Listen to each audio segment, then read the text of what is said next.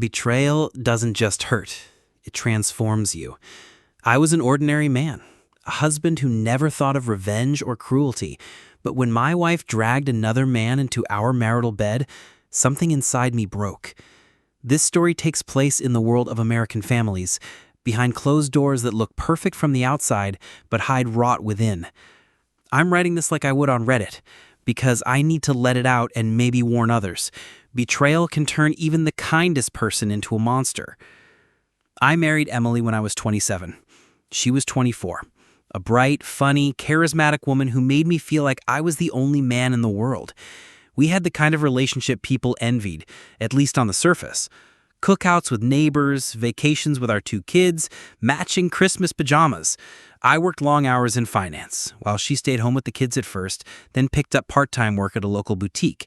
We were the perfect American family, and I truly believed in us. I thought the small arguments, the late nights at work, the occasional distance were just normal parts of marriage. I was wrong. Looking back, I should have seen the cracks forming. She started going out with friends more often, dressing differently, keeping her phone glued to her hand. I brushed it off, telling myself she deserved to have her own life outside of me and the kids. But then came the night that would change everything. It was a Friday. I came home early, a rare thing for me. I wanted to surprise her, maybe cook dinner, open a bottle of wine, be the husband I knew I hadn't been lately. The kids were at my parents' house for the weekend, so it was just supposed to be us. When I walked into our bedroom, I froze. There she was, in our bed, with another man. Not just any man, someone she'd been seeing for months. Later, I found out he was younger, a guy from her gym. But in that moment, all I saw was her betrayal. She looked at me, shocked, and I'll never forget the way her face shifted from guilt to defiance, as if I was the intruder in my own home. Something inside me snapped. I didn't yell. I didn't cry. I just stared at her, at them, until they scrambled out like cowards. She tried to follow me, babbling excuses, saying it wasn't what it looked like, but I had seen enough. The worst part wasn't the act itself. It was the disrespect. She brought him into our house, into our bed, the same bed where our children would crawl in on Sunday mornings to cuddle with us. That bed became a grave for our marriage. That night, I slept in my car, staring at the ceiling, replaying every moment of our relationship. Every laugh, every kiss, every promise. It all felt like a lie now. And something darker began to take root in me. I realized that the man I was, the forgiving, loyal, trusting husband, had died in that room. The person who rose from the ashes was someone else. Someone who would not be humiliated. Someone who would not let her walk away clean. If she wanted to betray me, I would make sure she paid for it. Not just a little. She would lose everything. The house, the money, the kids, the respect she loved so much from her family and friends. I would burn down the perfect image she tried so hard to maintain and leave her with nothing but ashes. This wasn't just anger. It was cold, calculated determination. I had always been the provider, the stable one, the man who kept everything running. Now I would use every resource, every ounce of intelligence, every connection I had to dismantle her life piece by piece. She thought she knew me, but she had never met this version of me. Betrayal turned me into something new, something sharper, something merciless. And the first step of my revenge was already forming in my mind. I would not confront her directly. I would not scream or beg or cry. Instead, I would let her think she had the upper hand, let her believe she could manipulate me into forgiving her, because only when she felt safe would I strike. And when I did, she wouldn't see it coming. After that night, everything in me shifted. Emily tried to reach out, of course. She sent long texts, left voicemails, cried in the kitchen when I finally came back home the next day, begging me to work through this. She swore it was just a mistake, a moment of weakness, that it didn't mean anything. But I knew better. You don't bring someone into your marital bed if it doesn't mean anything. You don't risk destroying your family for a fling unless you're selfish to the core. What she didn't know was that while she was busy scrambling for excuses, I had already begun to plan. Revenge isn't rage. Rage burns fast and bright and leaves you empty. Revenge is cold, patient, methodical. I went to work on Monday with a calmness that unsettled even me. Nobody there knew what had happened, but I carried myself differently. I started moving money, opening accounts in my name only, securing assets she didn't even know existed. Years in finance had taught me how to hide things in plain sight, and now those skills would become my weapon. I also called a lawyer, not just any lawyer, but a shark recommended to me by a client who had once gone through a brutal divorce. I laid everything out for him, holding back nothing, and he leaned back in his chair with a small smirk. "She's finished," he told me. Those words became my mantra. At home, I played the role. I didn't scream at her or tell her I was done. I acted hurt but open, like maybe I could be convinced to forgive. I knew she was desperate to maintain the image of our perfect family, the housewife with the husband who adored her, the picture she painted for neighbors and friends. I let her believe I was weak, that I might just cave if she begged hard enough. All the while, I was collecting evidence. Every message, every photo, every slip-up. I installed spyware on her phone and computer, tracked her movements, and sure enough, the affair hadn't ended. She couldn't give him up, not really. That told me everything I needed to know. She wanted her cake and to eat it too. She wanted me to stay, to keep the house, the money, the family intact, while she had her fun on the side. And that's when I decided she wouldn't just lose me, she'd lose the children too. That was the part that tore me apart inside because I loved my kids more than anything. But the idea of them growing up watching their mother's lies, seeing her sneak around, was unbearable. She wasn't a fit role model, and with the right documentation, the right arguments in court, I could prove that. I started taking notes on everything. Every time she left the kids to go to yoga, every time she came home late, every time she was distracted while they needed her. I compiled it all like a dossier, a thick file of her failures as a wife and mother. And the more I gathered, the more my resolve hardened. At night, I would lie in bed beside her, pretending to sleep while she texted her lover, and I would feel this strange calm. Before, I would have been boiling with rage. Now, I was ice. I would win because I could stay cold when she could not. A month passed before I made my first real move. I filed quietly through my lawyer, making sure the papers would be served at the most inconvenient time. She was at brunch with her mother and sister, smiling like the perfect suburban wife, when she got hit with the reality that her world was collapsing. I wasn't there to see it, but I heard later how pale she went, how she nearly fainted. When she came home that night, she tried to play the victim, screaming, crying, accusing me of destroying the family.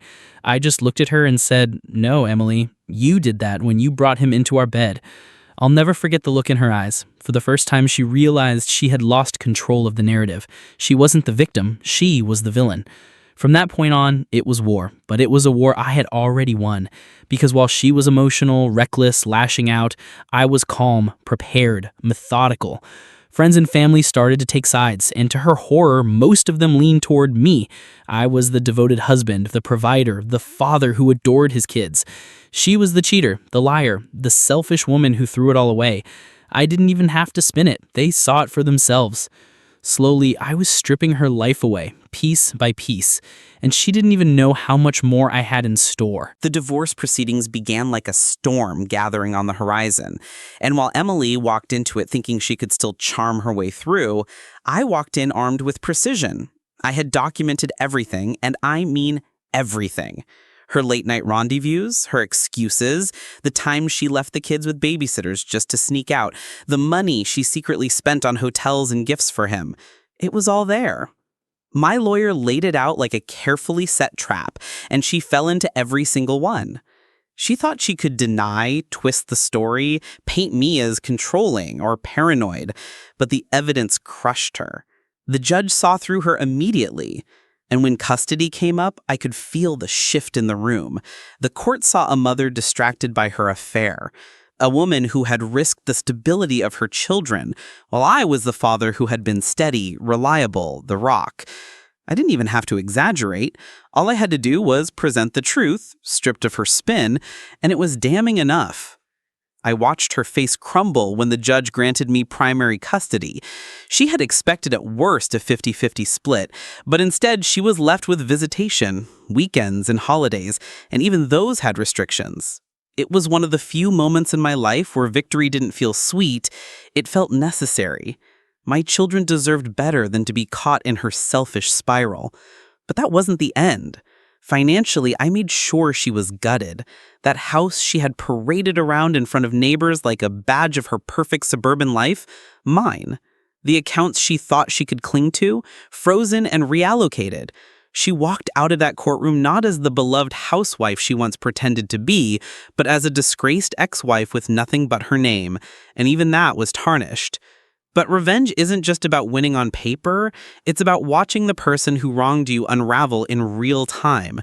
She tried to cling to her lover after the divorce, but I had already done my homework on him. He wasn't some knight in shining armor. He was a married man himself, and once the heat came down and his wife found out, he cut Emily off like she was toxic waste. I didn't even have to lift a finger for that one. It collapsed under its own weight. Suddenly, she was alone. No husband, no lover, no stability, and worst of all, no children to anchor her life.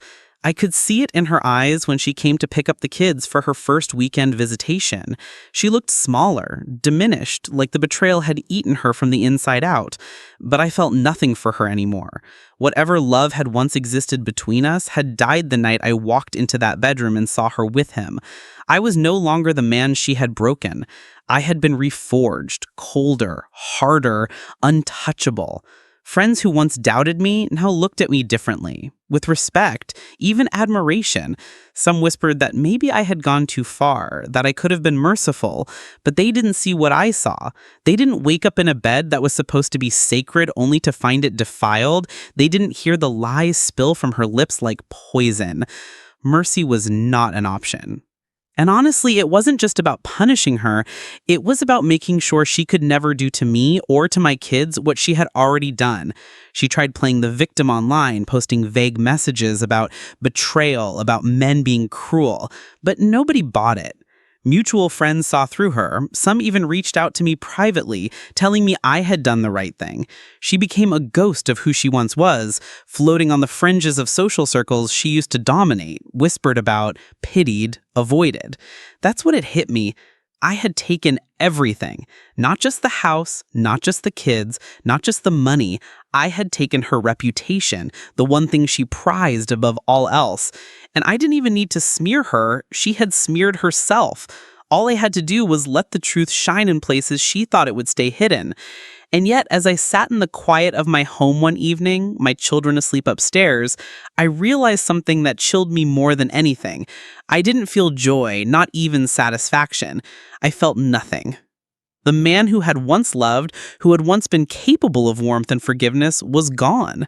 In his place stood someone colder, someone sharper, someone who could strip another person's life down to the bone without hesitation. She had turned me into this. Her betrayal had created a monster. After the dust of the courtroom settled and the papers were signed, life should have returned to something like normal. But it didn't. My kids became my world, and I poured myself into them, making sure their lives were as stable as possible, but underneath it all I felt something growing, something darker. I had won, I had taken everything from Emily, yet the fire inside me didn't burn out. It just smoldered, feeding on itself. I thought revenge would satisfy me, that once I saw her broken and stripped of everything she cared about, I'd feel whole again, but instead I felt emptier than ever. I watched her spiral downward. She tried to pick herself up, getting a small apartment in a bad part of town, but it was obvious she wasn't built for that life. She had grown too accustomed to the safety net I had always provided. I remember the first time she called me, voice trembling, trying to sound casual, asking if I could help with the rent. I didn't laugh, though a part of me wanted to. I simply told her no. Cold, direct, final. The silence on the other end of the line was like a dagger twisting, but I didn't flinch. She had made her bedded, and now she was drowning in it. She tried dating again, but word travels fast in our community. She wasn't the loyal wife anymore. She was the adulteress, the one who had destroyed her own family. Men looked at her with suspicion. Women avoided her like she carried a plague. And slowly her circle of friends evaporated. She had nobody to lean on, and I made sure the kids saw the truth without me ever needing to poison their minds. Children are perceptive.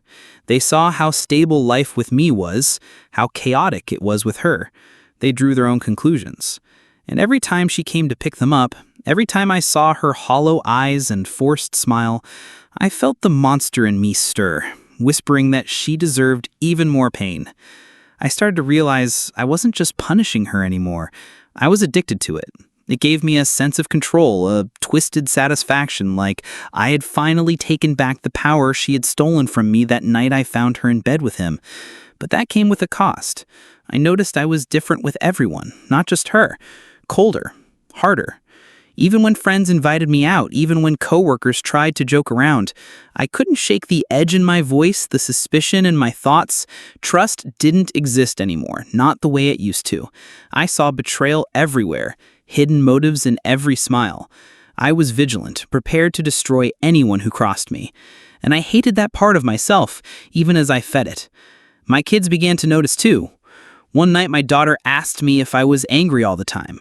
She said it so softly, so innocently, but it pierced me deeper than any of Emily's betrayals. I told her I wasn't, but I could see she didn't believe me. That's when it hit me. In my quest to destroy Emily, I was destroying pieces of myself too. I wasn't the father I wanted to be. I was present, yes, providing, yes, but I was colder, more distant, less capable of showing affection the way I used to. It was like the monster had sunk its claws into me and wasn't letting go. And yet, when I saw Emily at her lowest, when she tried to smile through her broken life just to impress the kids, I felt no pity. I felt satisfaction. She had become a shadow, and I had made her that way. I told myself it was justice, that this was the price of betrayal. But deep down, I knew it was more than that. It was revenge stretched too far. Punishment carried out long after the crime. I had destroyed her, yes, but I had also let her destroy me. And still, even with that knowledge gnawing at me, I couldn't stop. I was the monster now. And monsters don't just disappear, they consume. Time has a strange way of erasing sharp edges, but never fully removing the scars. Years passed after the divorce. After the courtroom battles, after the late nights when Emily would call begging for money or help, and I would hang up without a second thought. Slowly, her voice faded from my life, but the echoes of what she had done never left me. The kids grew, and with them came moments of joy that reminded me why I had fought so hard to keep them. I was there for birthdays, graduations, scraped knees, late-night talks about their fears and dreams, and every time I looked at them, I reminded myself that I had done the right thing by keeping them away from the chaos their mother had chosen. But even in those victories, the monster inside me never truly went quiet. I had destroyed Emily completely. She lost the house, the car, the reputation, the financial security, and even the respect of her own children. She was nothing like the woman who once looked at me with love and whispered promises of forever. She became a ghost, drifting through life in the shadows, clinging to temporary fixes, men who used her and discarded her, jobs she couldn't hold on to, apartments she couldn't afford, and I had done that. I didn't just watch her crumble, I pushed her down every step of the way.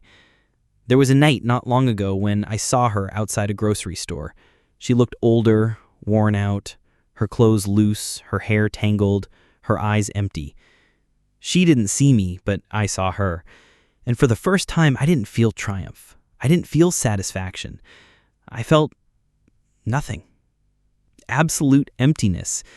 The monster inside me had gotten everything it wanted, had feasted on her ruin until there was nothing left to devour, and now all it left me with was a hollow chest. That was the day I realized I had allowed her betrayal to define me for far too long. Revenge had become my oxygen, and without it, I struggled to breathe. I went home and looked in the mirror for a long time, longer than I'd care to admit. My reflection stared back, a man hardened by years of bitterness, a man who no longer resembled the husband who once believed in love, trust, and loyalty. I saw the lines in my face, the sharpness in my eyes, the distance in my smile, and I asked myself if I had truly won. Winning implies there's some kind of prize at the end, but what prize did I really have? My kids, yes, they were everything. But what about me? Who was I now beyond being their father? Who was I when the lights went out and the house grew quiet? I had destroyed Emily, but in the process I had let her destroy me too. And that's the truth most people don't want to admit about revenge. It doesn't end when the other person is broken. It lingers, it festers, it makes a home in you and refuses to leave. I wanted justice, but what I got was transformation into someone I never planned to be.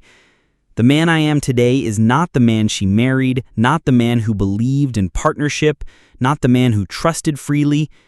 I am something else now. Colder, sharper, relentless. A monster forged in betrayal. Sometimes I wonder if there's a way back, if I can ever claw my way out of the darkness I willingly stepped into. Other times I think maybe this is who I was always meant to become, that her betrayal simply revealed what was already inside me, waiting to be unleashed. Either way, one fact remains. Emily lost everything. She walks through life as a reminder of the price of deceit. And I, though scarred and unrecognizable to myself, walk beside my children, knowing I saved them from the storm their mother created. Maybe that's the closest thing to peace I'll ever get. And maybe peace was never the point. Maybe revenge wasn't about closure. Maybe it was about evolution. Her betrayal turned me into a monster, and monsters don't go back to being men.